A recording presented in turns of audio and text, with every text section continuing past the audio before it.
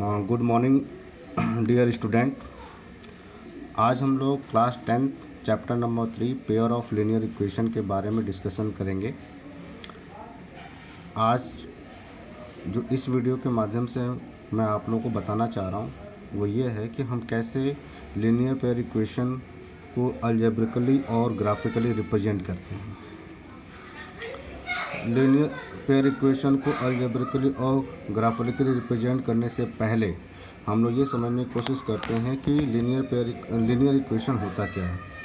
जैसे we know that the linear equation in two variable is a x plus b y plus c equal to 0। ये class 9th में भी आपने पढ़ा था। देखो, linear equation in two variable का मतलब होता है कि उसमें दो वेरिएबल होंगे, एक एक्स होगा, दूसरा क्या होगा, वाई। तो यहाँ पर दो वेरिएबल हैं, द एक्स है और दूसरा क्या है, वाई। एक्स और क्या, वाई। और इनका जो पावर होता है दोनों वेरिएबल का वो क्या होता है, 1। इसमें ए बी सी ये क्या होते हैं, रियल नंबर होते हैं। और इसमें एक चीज़ और ध्यान रखनी है कि ए और बी ये दोनों एक साथ 0 नहीं हो सकते हैं। इसका मतलब है कि अगर ए 0 होता है तो बी 0 नहीं होना चाहिए, और अगर ए 0 होगा तो बी 0 नहीं होना चाहिए। मीन्स अगर ए बी 0 होता है तो ए 0 नहीं होना चाहिए, और अगर ए 0 होता है तो बी 0 नहीं होना चाहिए। इसका मतलब linear equation in two variable होगा a x plus b y plus c equal to क्या, 0। ध्यान क्या रखना है आपको, ये ध्यान रखना है कि इसमें एक्स और वाई जो दो वेरिएबल होंगे उनकी पावर क्या होगी, 1। और ए बी सी ये क्या होंगे, रियल नंबर। और जो x और y के कोफिशिएंट हैं वो दोनों एक साथ 0 नहीं हो सकते। मीन्स x का कोफिशिएंट अगर 0 होगा तो y का कोफिशिएंट 0 नहीं होना चाहिए। अगर y का कोफिशिएंट 0 होता है तो x का कोफिशिएंट 0 नहीं होना चाहिए। ठीक है। और जो इम्पोर्टेंट चीज़ है वो ये है, 9th क्लास में आपने पढ़ा है linear equation in two variable तो कितने सोल्यूशन होते हैं, इनफाइनाइट सोल्यूशन होते हैं। अब हम बात करते हैं linear pair equation in two variables. If we write two linear equation in same variable, अगर हम दो इक्वेशन को एक साथ लिखते हैं then it is known as a pair of linear equation in two variable. मतलब अगर हम लीनियर इक्वेशन एक के बदले दो लिख दें तो उसको हम pair of linear equation in two variable बोलते हैं। जैसे मैंने यहाँ पर लिखा है a1x plus b1y plus c1 equal to क्या है, 0। ये एक linear equation in two variable है, इसको हम इक्वेशन नंबर 1 मानते हैं। और यहाँ पर दूसरा है a2x plus b2y plus c2 equal to क्या होगा, 0। इसको हम इक्वेशन नंबर 2 मानते हैं। तो अब हमने दो लीनियर इक्वेशन एक साथ लिखा है तो इसको हम बोलेंगे pair of linear equation in two variable. यहाँ पर भी a1 b1 और c1 मतलब फर्स्ट इक्वेशन के जो x और y के कोफिशिएंट है और c1 ये दो तीनों, और सेकंड इक्वेशन में a2 b2 और c2 ये सब क्या है, रियल नंबर है।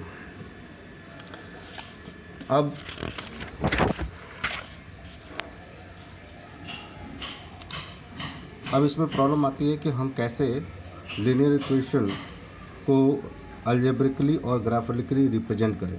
अलजेब्रिकली मतलब आपको कोई वर्ड प्रॉब्लम गिवन होगी, उसके बेसिस पर आपको linear pair equation in two variable बनाना होगा। और ग्राफिकली का मतलब होता है कि उसके सोल्यूशन फाइंड करके आपको उसका ग्राफ प्लॉट करना होगा, मीन्स उसकी लाइन बनानी होगी। आपको पता है कि linear equation in two variables का जो ग्राफ हम प्लॉट करते हैं वो एक स्ट्रेट लाइन मिलती है। तो यहाँ पर हमें linear pair equation in two variable का ग्राफ प्लॉट करना है। जैसे मैंने एक एग्जांपल लिया है, ये आपकी एक्सरसाइज 3.1 का क्वेश्चन नंबर 1 है। इसमें लिखा है Aftab tales his daughter 7 years ago I was 7 times as old as you are, where then also 3 years from now I shall be 3 times as old as you will be. Isn't this interesting? Represent the situation algebraically and graphically. अब देखो पहले तो हमें word problem को अच्छे से read करना है और उसी बेसिस पर हमें दो इक्वेशन बनानी है इन टू वेरिएबल्स। तो हमें क्या दिया हुआ है कि आफ्ताब अपनी डॉटर से बोलता है कि 7 years ago 7 वर्ष पहले I was 7 times as old as you, मैं तुमसे जो आफ्ताब अपनी डॉटर से बोलता है कि 7 वर्ष पहले मेरी जो एज थी वो तुम्हारी एज की 7 times थी। ऑल्सो 3 times फ्रॉम नाउ, और अब से 3 वर्ष बाद I will be 3 times as old as you. अब से 3 साल बाद मेरी जो उम्र होगी वो तुम्हारी उम्र की 3 गुनी हो जाएगी। तो आपको पहले इसको अलजेब्रिकली रिप्रेजेंट करना है और फिर ग्राफिकली। तो इसको रिप्रेजेंट करने के लिए देखो कैसे हम पहले अलजेब्रिकली रिप्रेजेंट करेंगे। पहले तो हम ये मान लेंगे कि दोनों की जो प्रेजेंट एज क्या है। हम मान लेते हैं कि let the present age of Aftab is x years and the present age of his daughter is y years. तो दोनों की प्रेजेंट एज हमने x मानी है और क्या मानी है y। मतलब आफ्ताब की एज x ईयर्स है और डॉटर की एज कितनी है y ईयर्स।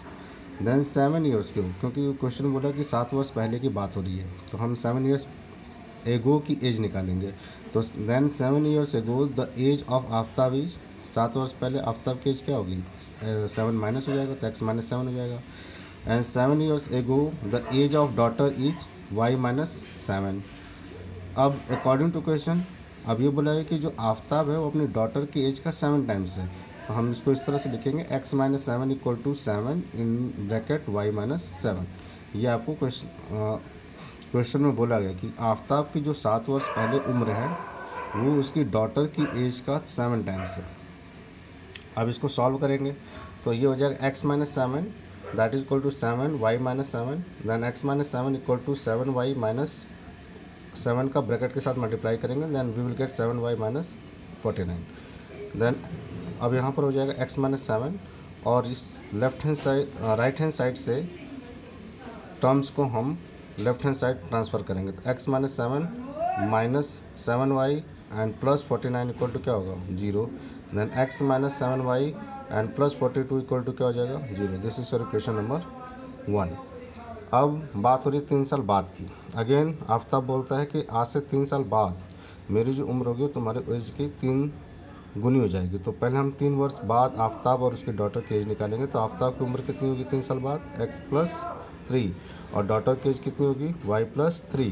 तो अकॉर्डिंग टू क्वेश्चन बोला है कि आफ्ताब की जो एज है उसकी डॉटर की एज का 3 टाइम्स है। तो ये हो जाएगा x plus 3 equal to 3y plus 9। Then x minus 3y को हम राइट साइड से लेफ्ट साइड ले तो इसका साइन चेंज हो जाएगा। तो माइनस 3y एंड प्लस 3 और इस 9 को राइट से लेफ्ट जाएंगे तो इसका साइन चेंज होगा। तो we will get x minus 3y minus 6 equal to 0। This is your equation second. So algebraic representation is x minus 7y plus 42 equal to 0 and x minus 3y minus 6 equal to 0। तो जो question था यहाँ पर उसकी help से हमने एक इस तरीके से इक्वेशन बनाई, लीनियर इक्वेशन इन 2 वेरिएबल्स, और 2 इक्वेशन हमें मिली। So this is known as algebraic representation of the situation. अब इसको हम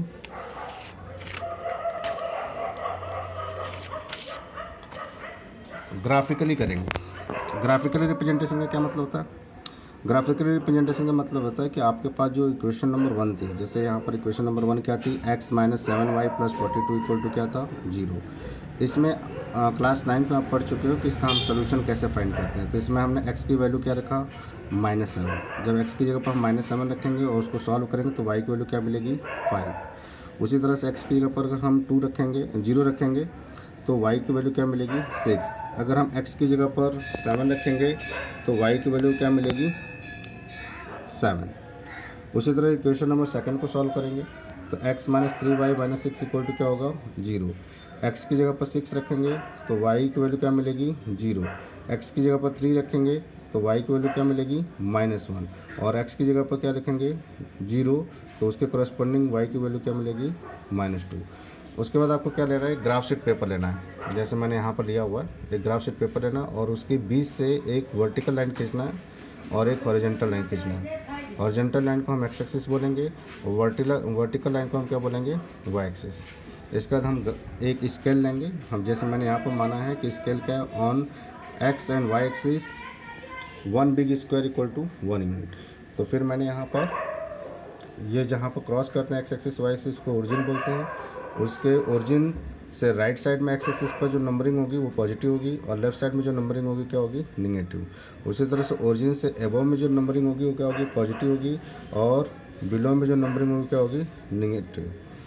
अब आपको फर्स्ट इक्वेशन का जो सोल्यूशन है उसके पॉइंट को हम इस ग्राफ शीट पेपर पर रिप्रेजेंट करेंगे। तो पहला आपको जो पॉइंट है वो -7 और क्या है 5। तो देखो x की वैल्यू माइनस है, यानी ओरिजिन से किधर जाएगा, लेफ्ट साइड में। तो ओरिजिन से लेफ्ट साइड में -7 यहाँ पर है। उसके करस्पॉन्डिंग y की वैल्यू कितनी है 5। तो y की वैल्यू 5 पॉजिटिव है, तो हम इस पर 5 पे जाएंगे, तो यहाँ पर आएगा 5। और दोनों का जो क्रॉस पॉइंट बनेगा वो यहाँ बनेगा, तो हम इसको लिखेंगे -7 और 5।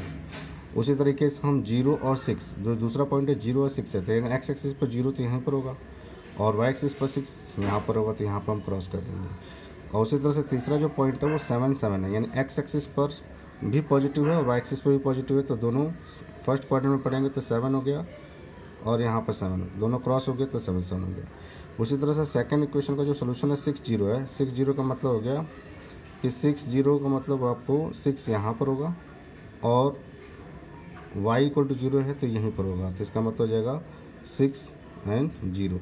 दूसरा है 3 और -1। 3 - 1 का मतलब 3 पॉजिटिव है, मतलब यहाँ पर हो गया, और -1 नेगेटिव है, मतलब यहाँ पर हो जाएगा, तो दोनों का क्रॉस पॉइंट यहाँ पर बनेगा। उसी तरह से थर्ड जो है 0 और -2 है। 0 और -2 का मतलब हो गया 0 तो यहीं पर जाएगा और -2 का मतलब यहाँ पर, तो ये 0 -2। अब ये जो पॉइंट्स आपको मिले हैं इनको आप मिला दीजिए सॉफ्ट हैंड से या स्केल के हेल्प से।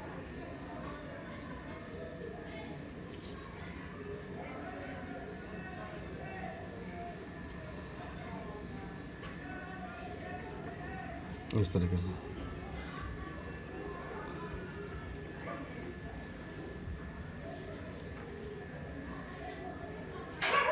so in this way we can represent the situation geometrically। इस तरीके से अगर हम सिचुएशन को बनाएंगे तो इसको हम बोलते हैं geometrical representation। so this is the geometrical representation of the equation। hope you will understand it।